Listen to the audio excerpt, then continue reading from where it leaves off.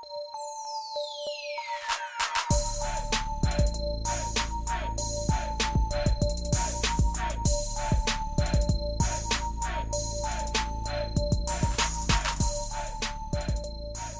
is going on, guys? Welcome back. Commentary for you. Maximum Football 2020 news obviously coming out today. My first video I did on Dynasty Mode 2.0, but the second video, to me, this is most important. Listening to the community. What did Canuck Play do with the feedback we gave them? What changes did they make? So first thing, you can go back, and I might do a separate video on this to show these problems. Better man-to-man coverage, better zone coverage, blitzes, and tipped passes can now be caught or intercepted. That was a huge issue last year with the game where the players just stood around once the pass got tipped up in the air. Some changes to the quarterback and halfback. First, the quarterback has a faster release, and running backs now have momentum in the backfield, so no more blown up plays, as well as faster team customization, so you can globally change colors rather than going individually, although you still can go in separately and change colors if you would like.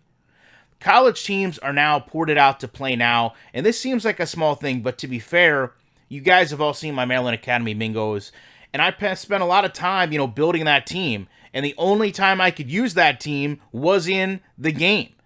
As far as going in and playing out my schedule, there was no practice, there was no Play Now, so to have that team carried over to other aspects of the game is a really big deal for me when I, need to create other content or just want to see how they would stack up against a better team in terms of game planning.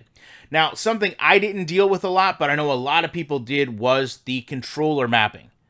A lot of people did not like that Speed Burst was not a bumper, but rather the face button.